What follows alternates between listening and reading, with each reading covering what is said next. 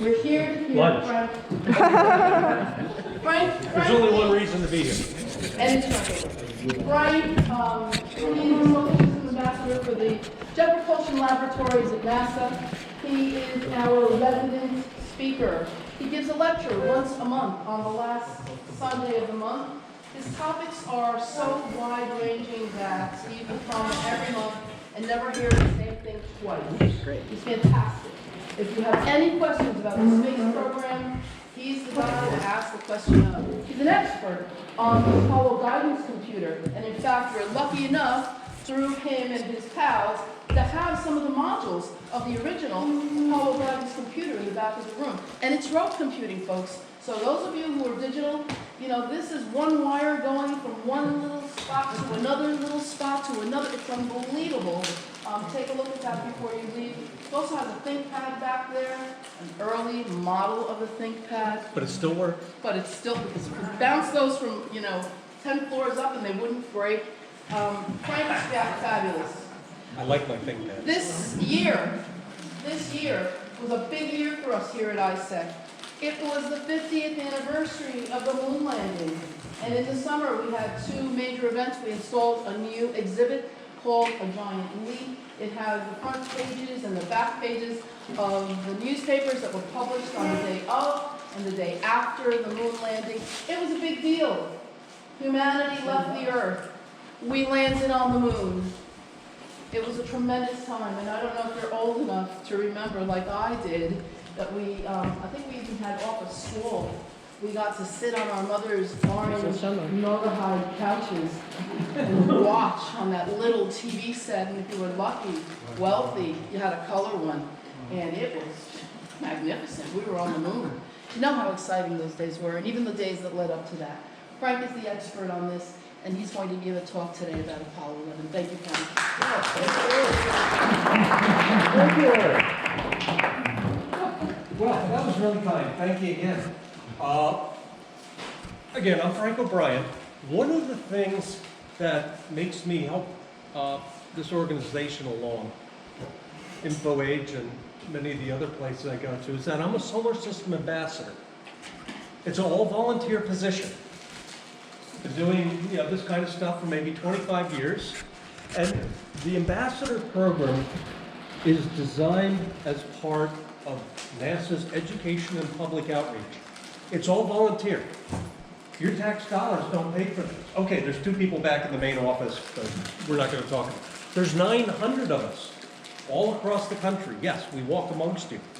We might even be going out with your daughters. I shouldn't say that. But the idea is, again, you're not going to get an astronaut for your kid's birthday party. We are the ones who are usually the first contact in the community to talk about NASA's mission. This has been, as Lori was saying, this is 50 years since we put a boot on the moon. It's been busy. I've given something like 30 or 40 lectures this year already. And again, if some of you were here last year, you can still run out if you saw my talk last year. But I got to thank John in particular. Thank you so very much for inviting me back. Again, you guys are fabulous. It's good to get a bunch of engineers in one room. There's a critical mass that almost is scary, I know. But one of the things, speaking of engineers, that's the topic of our talk. And there's a magnificent engineer, and you know his name, George Lowe. Many of you probably just know him as one of the past presidents of RPI. To get there, he went through a lot of truly amazing things. And essentially was the key person behind getting those guys on the moon 50 years ago. Think of that. And you all have a bit of heritage with your little RPI stickers or whatever. We're going to talk a little bit about some of the early background. But most importantly, there was an incident that happened in Philadelphia.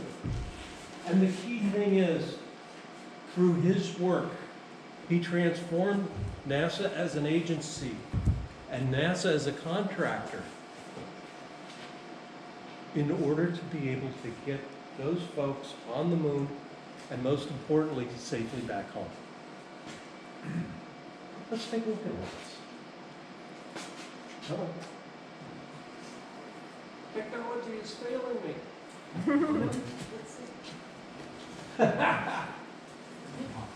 Oh, dear God. Set up think that. Yeah, I can teach you all about landing on the moon, these damn computers. I mean, we're going to try that again. Anyway. Yes, here All we go. right. Success. I love success. Sometimes even things work. Anyway. I don't know. Is anyone here familiar with this background? Okay, so you're going to learn some interesting things. Wasn't born an American. He was from Austria. Born, I think, in 28, give or take, something like that. And he was part of a rather well-to-do family in Austria. They were in the agribusiness. First started out as fertilizers. Built one of the first major fertilizer plants in Austria. And then as things got bigger and bigger, they ended up expanding into the whole agribusiness food supply chain. This doesn't sound like hardball engineering, but it was very profitable. It really was. Go to ShopRite and look at your food bill, yeah, you can see how profitable it is. But it turns out, in 1940, understand he was a Jew. And Nazi Germany had just started taking over Austria. This was not a good place to be. And so he became a refugee, like countless others.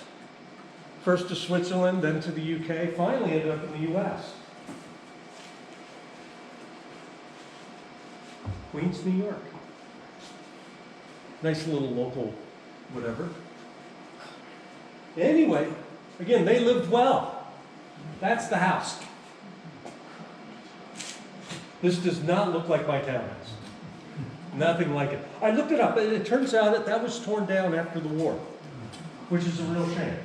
It's in the farthest west, eastern part of Austria, right next to Czech Republic now, I think. And there is a lot of the buildings and such still around there, but this particular house, castle, just doesn't exist anymore. You could almost argue that it should be a shrine. Yes, sir. Just wondering, was Lowe their name, or was it changed? It was originally L-O umlaut W. Once they came over, it turns out, yeah, it's a government bureaucracy. They got his middle name wrong. I think it was George William, George Michael Lowe. And so he had to, again, you can imagine wartime, all the rest, how much fun it was trying to undo all that. But yeah, that's home. That's not a bad little place. Anyway, he's off to RPI. Again, remember, he's in Queens. RPI was probably one of the great technical schools at that time, obviously still is. But yeah, it's a war going on, and he gets drafted, like so many other folk. Ended up in the Corps of Engineers, actually working on topo maps, which was very much needed at the time for the end of the war and Reconstruction. Ended up becoming an American citizen, naturalized then. Interesting that at that time, they were drafting non-citizens, but again, the war was on. More importantly, someone from occupied territory, Austria. So that is a great little piece of trivia. So the war's over, he goes back to RPI, gets his degree, and at that time, there was no real aerospace industry left. Remember, the war's over, we're not building thousands of airplanes anymore, or tanks, or boats, or anything like that. It was in a terrible recession. And his only real option, since the traditional aircraft manufacturers were pretty much scaled down to nothing, was to go work for the government. And through lots and lots of little stories, he ended up at what's called the Ames Research Center, the Lewis Research Center, which is out in Cincinnati. This is where, even today, a lot of the big propulsion engineering is, where a lot of important propulsion engineering is being done for NASA and, of course, by extension, for the rest of the industry. Got pretty much discovered by Abe Silverstein. We're not going to talk much about him, but you know, if you ever want a mentor, if you ever want to have something bring you up as he goes up, Abe was the one. He was probably most influential in his early career. He ended up becoming, I believe, the associate administrator at NASA. Again, yet another brilliant engineer. Quickie milestones. Found out that his wife was never referred to as Mary. It was always Mary R. Mary Ruth. It was almost said in a single syllable. That's Mary R. I don't know Mary R. Early on, right around the beginning of NASA, which was 1958, joined the Office of Manned Spaceflight. Us, the Russians, nobody had ever put anything up into space before. And we were starting to work on that. It was not exactly a high priority program. Remember, the Russians weren't up there. We didn't have that incentive to go and do it ourselves. So it was kind of a plotting thing, but it turned into the Mercury program. And how the heck do you put a man in space?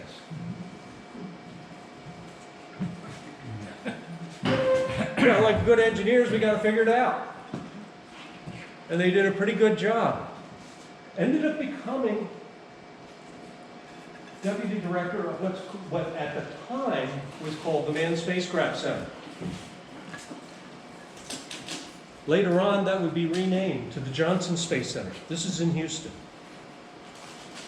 This is the center of all of NASA's astronauts, operations, and everything else. And he loved that assignment because now, from his earlier assignment plus this, he's able to get his hands dirty. He was absolutely 100% a hands-on engineer. You can have some of these folk who have an engineering degree, they become management and you know, they never solder anything for the rest of their lives. That's wrong. I had strong feelings about that. Anyway. And then it happened.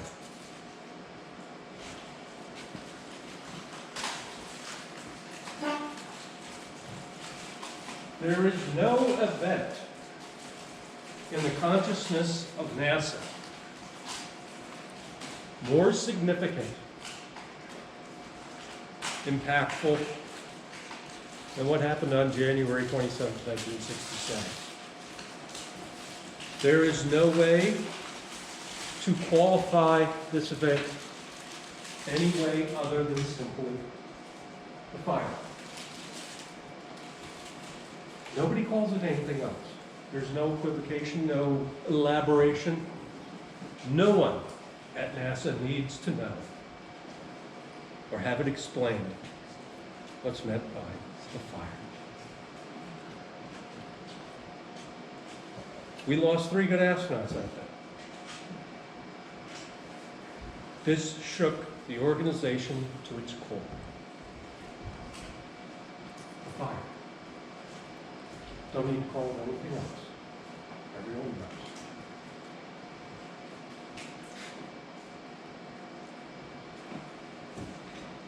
Needless to say, there were huge, huge observations, recommendations that came out of the investigation.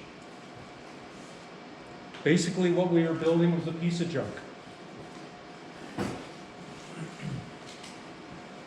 Everything was wrong with it. We had, when that fire occurred, there were 3 weeks to launch. It was supposed to be a non-hazardous test. I mean, we don't have fuel in the rocket. We don't have anything dangerous. What could possibly go wrong? Well, case in point, there was over 1,000 engineering change orders that had yet to be put in. This was 3 weeks before launch. You're still building the damn thing. This is a problem. This was a huge problem. Why were all those engineering changes happening? Because they were designing it and building it on the fly. There was no way that spacecraft was ready at that time, and that's not just my impression, that's whatever. There were huge problems between management, the contractor, and the users, the guys who were going to fly. Everyone was building up their fun little fiefdoms. Some guy likes to call up the contractor and say, hey, let's change this because I think it's really good. Didn't tell anyone else. Change request gets put in. Guys on the shop floor are sitting there going, the heck is this? I might be strong in calling it chaos, but it was not the way you want to go to the moon. And Frank Borman, commander of Apollo 8, headed up the astronaut side of the investigation. I asked him what caused the fire. And he says, well, we can go into details about how the fire started. But ultimately, it was a failure of imagination. We didn't think this was going to be a problem. And that is very wrong thinking. How bad was this thing? Just take a moment or so and take a look. Just savor, in a perverse way, savor these pictures. This fire lasted 17 seconds. It was all over and done with in less time than, you hold your breath. The astronauts didn't burn up. They asphyxiated. Spacesuits were actually pretty good. The spacesuits were pretty well burned, but coroner's report said that they would have survived. I mean, they'd be in the hospital for a while, but if it wasn't for the smoke inhalation. But take a look at that. That is 17 seconds of work. Everything charred. The aluminum all melted. 17 seconds to do that.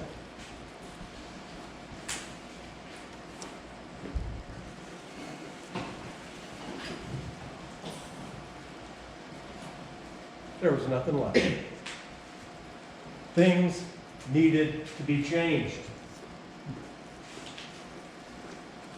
George Mueller, the head of the agency, or the head of Apollo at the time, put him in charge of the spacecraft program office.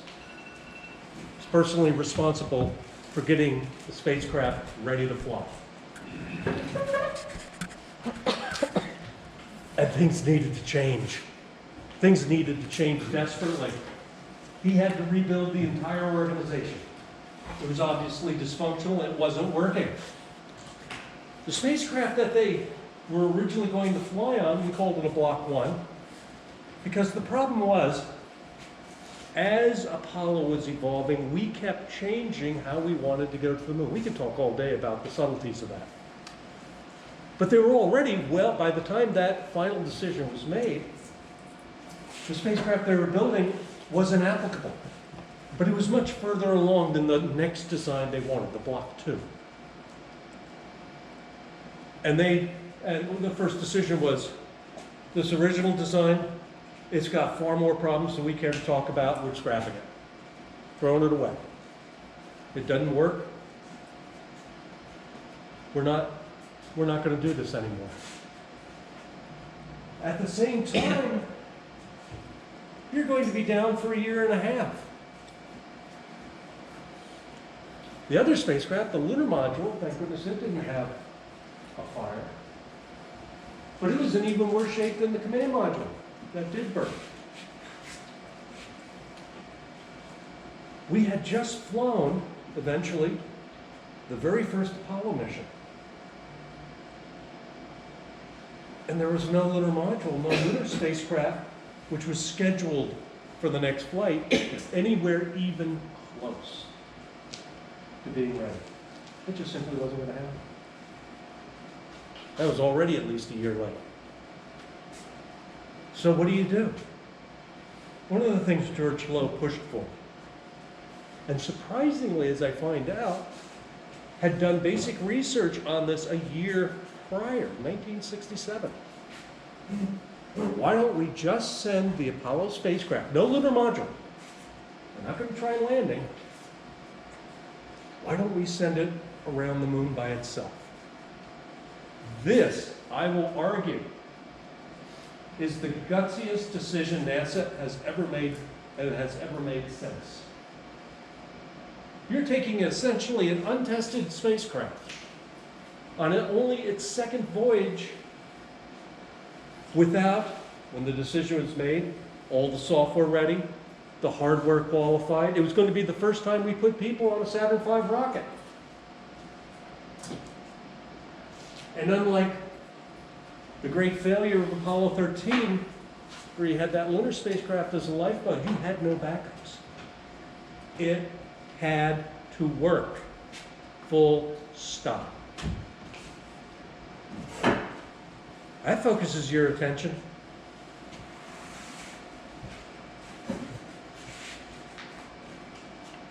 And last December, almost a year ago, people saw the moon for the very first time, up close. And we saw Earth rise. Still one of the greatest photographs ever taken. Really puts things in perspective. That was a direct result of what George Lowe was advocating. But again, I'm getting a little ahead of myself. The fire was such a transformational event. It absolutely rocked NASA. Can I ask a question? Sir. Oh yeah, please, if you have a question, sing out. I mean, sir. So you think if this fire had happened during the launch, or during the process, you think the whole program would have stopped at that? No. No. It has been strongly argued the only reason why Apollo, and again, understand this kind of like slightly warped logic, it's argued that the only reason why Apollo succeeded was because of the fire. That's a perverse way of logicking it, but it refocused everyone and forced everyone to learn how to do it absolutely right. We're not screwing around. We're going to the moon. And what we were building was junk. But to give you an idea, and I love this video, it's slightly irrelevant in that it doesn't talk about George Lowe, but it sums up the attitude of key people at NASA. Yes, ma'am.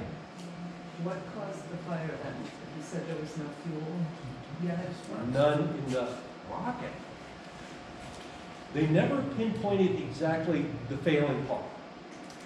But what was most likely?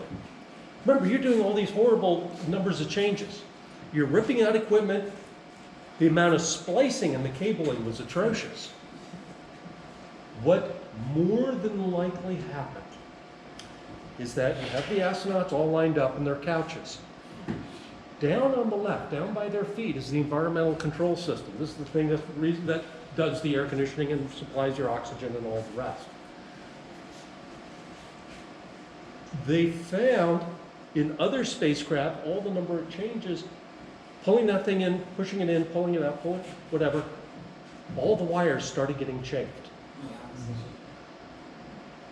The specific part of that test was that they wanted to do a leak check. They want to see if the seals are good. Very routine. This is why we've done this for years. We've done it on every other spacecraft.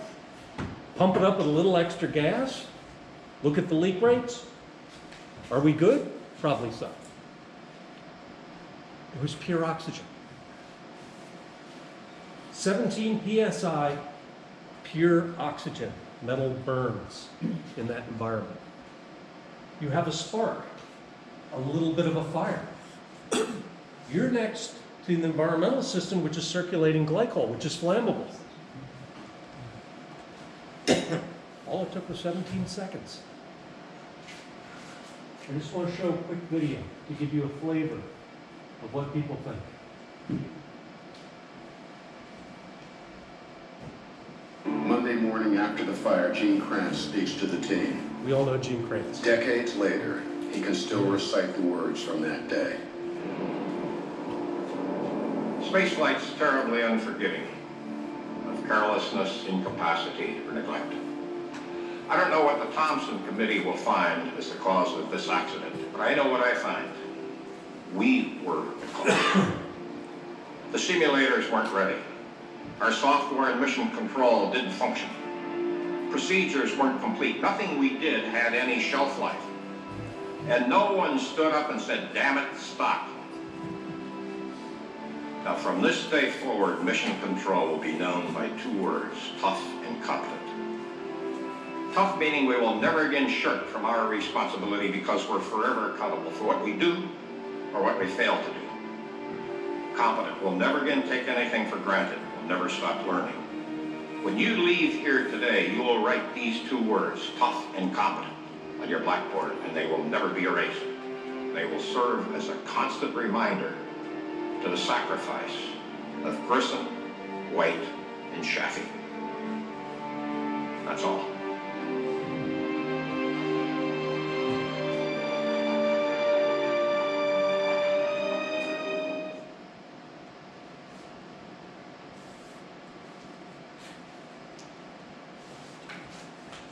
I'm hoping when you go back to work, you put two words up on your whiteboards. Tough and competent. It's that kind of attitude that made Apollo a success. Do we still use an all-oxygen atmosphere on spacecraft? What was one of the early changes was that, now we need to have oxygen, obviously, to breathe. In spacecraft, normally you're at 5 psi. It's like several thousand feet up. But with that kind of low pressure, you don't have to worry about building a really heavy spacecraft. Putting nitrogen in is a bit of a problem. If you have some sort of loss of pressure, what's the first thing that will happen? The bends. Your EVAs become almost impossible because, like the space station, which has an oxygen-nitrogen atmosphere, just like what we have on Earth, they have to spend a day pre-breathing to flush out the nitrogen before they can put on a spacesuit and go outside. This was not exactly a great idea. So, but here we are on Earth with Earth pressure, 14.7 psi. They needed to crank up the pressure a bit just to do the leak check. And now all of a sudden you have this explosive environment. Oh, I'm sorry. Sorry. Anyway, the changes. George Low instituted. Take good notes. These are applicable today.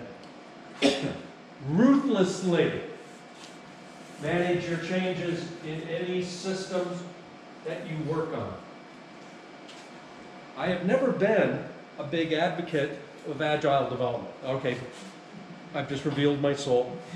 I'm a waterfall guy. You can leave, I won't be offended. I've had these conversations before. How do you know you're on track on a particular project if you don't know what the end result's going to be? Huh? We've all seen agile development advocates or zealots or crazy people. Oops. They said, well, we're going to cobble something together. We'll get it right, we think. Okay? Do you have any idea what you have in mind as the final product? Not really. Yes, sir. Okay, I was involved in agile development and waterfall, Okay. and I'm pretty pragmatic about it. But at least the way we did it, we knew what the final result was going to be. Do I hear echoes of But what? we did it pieces at a time, where we tested well the in-between steps. You've already seen this talk, haven't you? No. No, because I was going to get to that, but yes, But you're we did you're that, but it 100% was still agile. Okay, and I'm sorry. And he's right about that, but there's also a view of Agile where you don't know what the final product's gonna be, and what you're hoping is that you don't develop something and then just, at the very end, discover that it's not a usable product. So that's the idea behind Agile. You do little pieces at a time, at that point, developing the requirements for the actual end product. Yeah. So there's a And- difference. The greatest software triumph in recorded history was the space shuttle computer software. You know what was the least important part of that entire 8-9 year development process? We're going a little off base here, I apologize. But you know what the least important part of that development cycle was? Writing code. It was all designed up ahead of time. They knew by the time they started writing code exactly what they wanted. Think of this little thing. If you're not 100% certain about how it's going to work or what it's going to look like at all, personal thing, I used to have this in my chest.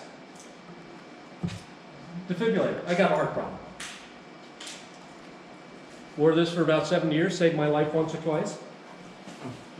I would be a little bit worried about an agile development cycle going, well, yeah, yeah, it's beta. I mean, if it doesn't work, well, you know, that's progress. I mean, yeah, we'll fix it in the next release. No.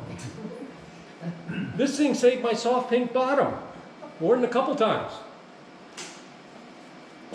Sometimes waterfall is a real good idea. And I hang this from my Christmas tree every year. I got another one too. So, if you are, I'm sorry, go ahead. So you know what we used to say early on when we were doing waterfall? In fact, back in the engineers would say this. Well, if it's worth doing once, it's worth doing a second time correctly. Yeah.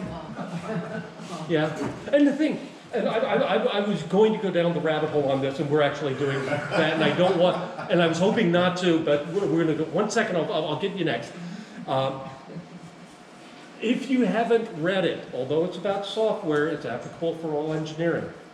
Probably one of the greatest books ever written on software development. It's only about that thin. It's done. You read my presentation, even the parts of the presentation I'm not even going to skip. It's still on the top 10 book list of. If you do not read, thank you, sir. If you do not read the Mythical Man Month, you are not going to succeed as a proper project manager, ever. The best line in there is. Oh, there's so many of them, but which one is yours? We're really going down the rabbit hole here. Adding people to a project that's behind is like dousing fire with gasoline. Yeah. Oh, no, there's far better lines than that. Yes, we all know. The only way to make a late project later is, don't you answer, you already read it. What's the fastest way to make a late project even later? Add people. We all know that if you get 9 women together, you're going to get a baby in a month, right? Right? Yeah, that's management thinking.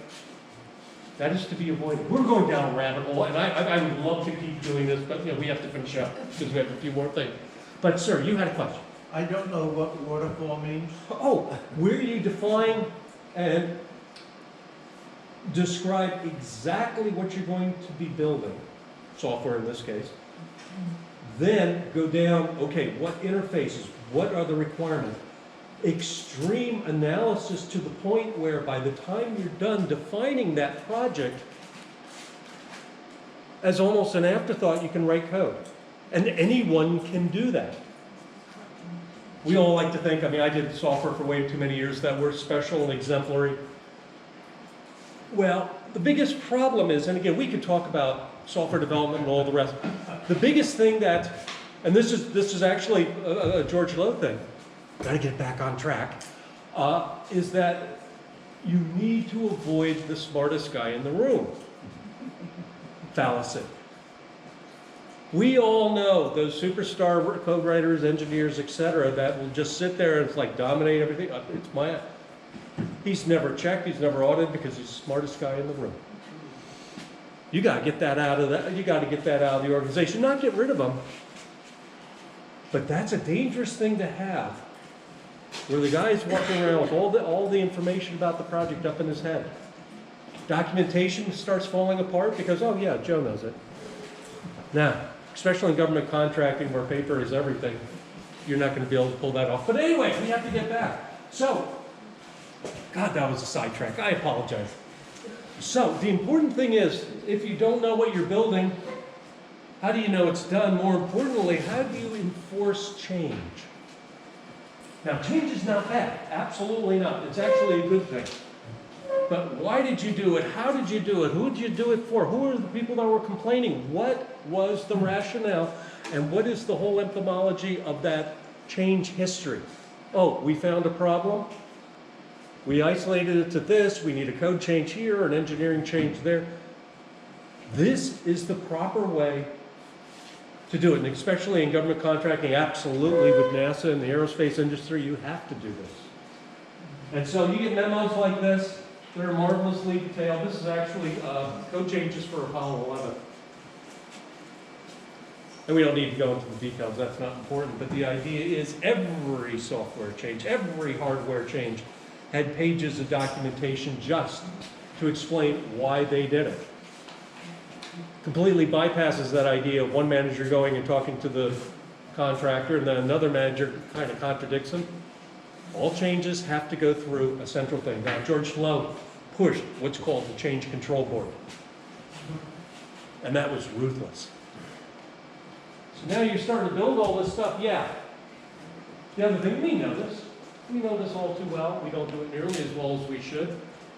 Test ruthlessly. Explore all four corners of that box. Otherwise, how do you know it's going to work? Someday you may find yourself with a situation where, gee, can I think of something like Apollo 13? Where all of a sudden your equipment is being asked to do things it was never designed to do originally. How do we know it's going to go? Well, they tested it. With the exception of that small little explosion, everything worked. Everything. There was actually, the exception of the thing that went boom, very few problems, and virtually none on the lunar module. Think of that. Okay, your test gear may not look like this. This is actually the test rig that they used to test the command module after the fire. Yeah, now it's gotten a little smaller. But yeah, if it requires it, make certain that it works. In a whole holistic thing, that little change you put in may not look like it has trickle-down effects, but I can guarantee you it maybe does. Obsessing on details. Yeah, you're a manager. Well, yeah. But we're kind of engineers. Some damn good ones here. The idea of going around and going and understanding exactly what's happening on the floor is paramount. Classic story. This is inside the spacecraft. This is the command module. This is the nerve center of everything. There are maybe 1,000 of these switches. Commodity item, you think, right? Yeah, I just go to my Jane Co. catalog or whatever catalog. Gonna get myself a switch. You all know that. These are pretty straightforward things, right? Well, contractor came up one day, contractor for the switches, and said, we've got a problem. In a very small lot, we found one of the internal wires is a bit loose. Now, sometimes the switch goes on and we don't want it to, or it doesn't do what we want. George Lowe convened a Tiger Team board, literally spent 2 days with the vendor to requalify a silly little switch. Think of that. That's attention to detail. Out of that entire project, 2 million parts in the command module, probably a comparable number in the lunar module, probably a comparable number in the Saturn V. Focus on the details. They'll make or break you. I love this. And this is so true throughout all of NASA. This is a key one. You may not be able to re-implement all your change management or get that extra test running through. But this is essential in lots of ways. Think of this. You hear that there's some issue on the floor, project having problems. You're a manager, you bring in your next reports. So what's wrong here? Guy's just come out of a budget meeting. He hasn't been thinking of this. How much do you think he knows about the details of that problem and how to get it fixed?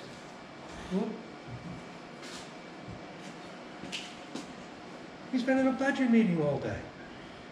How? Now, who are the best people to ask? The guys on the floor. Time and time and time again. Tradition in NASA. I wish it was in places like where I am. George Lowe used to go into the plant, complete surprise visit in the middle of the night. And he walked up to the workers and says, "What are your problems? What do you need help with?" This was communicated to the astronauts. They also did morale boosting inspections, but they didn't, I mean, they had to spend their time with management. They spent most of their time on the shop floor, talking with the workers. Yeah, it was good morale boost and all the rest, but the key thing is, you gotta pull them aside. Ask them, okay, what are your issues? What do you need to do to make it better? Because by the time it gets to upper management, they're never gonna hear that. I can guarantee that. Okay, well, then the school pop quiz time. Don't have to answer out loud. How many levels separate you from the guy actually on the floor? 2, 3, something like that? When was the last time you walked into a cubicle? Huh? Don't have to answer. It's a thought question. This is how you get information.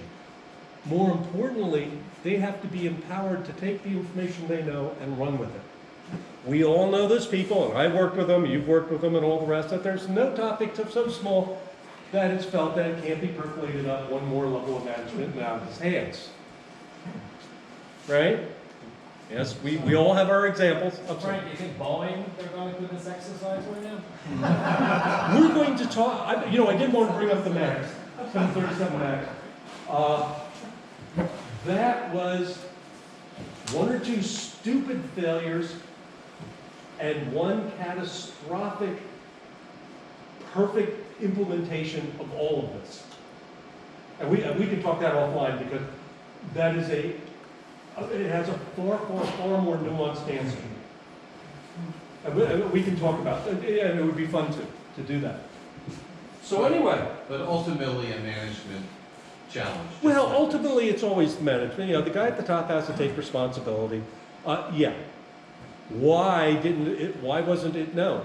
Now, they probably had a lot of these processes in place. Genuinely with the 737, I used to be a pilot and so I'm kind of attuned to this sort of thing. Until I had boxes pretty much. The key thing is, Boeing very much wanted to simplify the workload on the pilots. They had a pretty good sized change in their aircraft. But through the magic of software, remember, you don't fly planes anymore. I mean, little planes like I had, yeah, that's different, but yeah, it's all fly-by-wire. That wheel you're pushing and pulling and turning, you don't think that's actually connected to any parts of the other airplane. No, it goes right to the computer. And the computer figures out all this stuff. Now, modern airliners, all high-performance aircraft, have an ugly little problem. Lots of times, especially airliners, you're flying very close to what's called the Mach limit. You're getting close to Mach 1. You usually fly around 0.9 Mach. At high altitudes, if you go any faster, now you have parts of the wing going supersonic. That's a bad thing. But at that altitude also, and that speed, you're actually very close to stalling. which is also another bad day at work. Trust me, you don't want to stall a jetliner. They don't even, no. Because it's such a bad thing. They put in what every engineer probably thought was the best idea ever. If we're starting to pinch up too much in our, in our attitude, we're not going to let you kill yourself. This was a huge, huge, huge failing of an aircraft accident years ago, Air France. The system knew what was going on. The pilots were confused. They stalled it right into the ocean. Killed everyone. Same thing in the airplanes. That was a very different problem. That was just intention. We can talk Well, they that. were low, but I know they didn't know it was going to stall either. No, it didn't stall. It was flying. It was a perfectly good airplane flying perfectly straight and level. Well, nose down It was descending the whole time. the whole time, and that was a stupid, pure pilot error. Anyway, we're getting a little off the track. We can talk to 737 MAX offline. This is the person you should be asking if there's an issue. Wayne Hale, manager of the shuttle program. George Lowe, Apollo, every astronaut.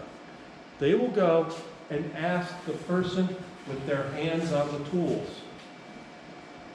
what are your issues? What do you need? Because you're not going to get that from your direct reports. Oh, you might get little snippets. Here you get the ground truth. But there's a small little problem, and we know it. We had these kind of encounters with our senior management. Get marched into a room, you get fed a so-so lunch, and they go, well, what do you want to talk about? Crickets. Don't end up like that guy. Please don't end up like that guy. Be sincere. Don't make a big deal of it. Go in.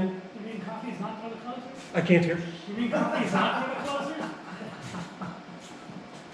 It was a brilliant movie, and we've all worked for these people, right? Yeah. Don't be this guy. Be sincere, be discreet. It's like, I hear there's a problem. What do you need? So, how does all this flow through? It's, again, far more nuanced. The world is very different than it was in Apollo.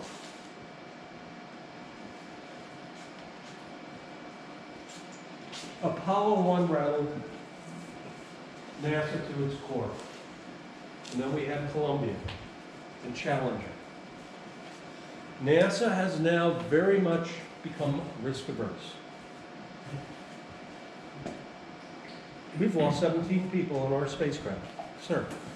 Why after Apollo 1 was it actually possible for Challenger and Columbia to happen? Failures of imagination?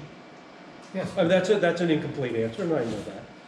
But if you look through at actually some of the most insightful pieces of literary work, do not ever read success stories. They will only screw up your mind. It's like, well, we wanted it more. God, we're good.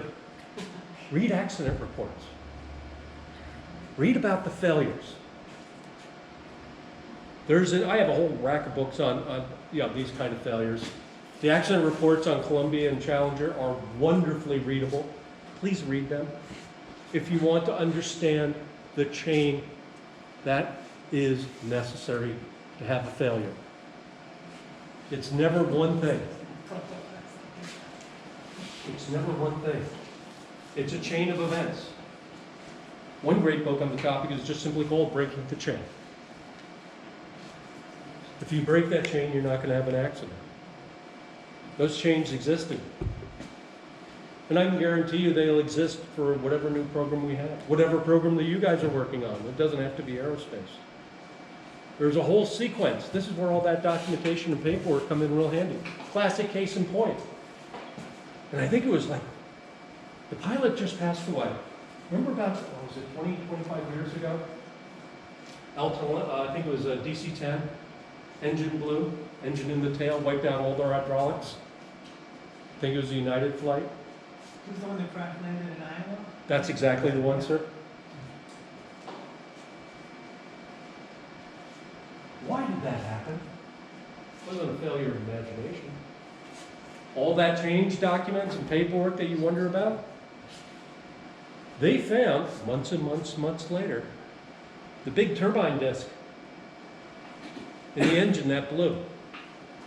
A couple 100 pounds, they found it in farmer's field. Smoking gun, okay, we've had our turbine blow out. Okay, explains that, we got it. Why did it do that? They traced the titanium all the way back to the mine. This is the documentation that aerospace is famous for. They found out 1 or 2 small steps after it was melted was where the error happened. That's why you do these things. It seems like nonsense. Every day is yet another pile of paper. There was a manufacturing flaw when they were tempering that blisk. It was like, oh yeah, we don't need paper. They never would have known. You can bet the inspections after that were pretty intensive. But now, NASA is completely obsessed with reviews, evaluations, and the paper trail.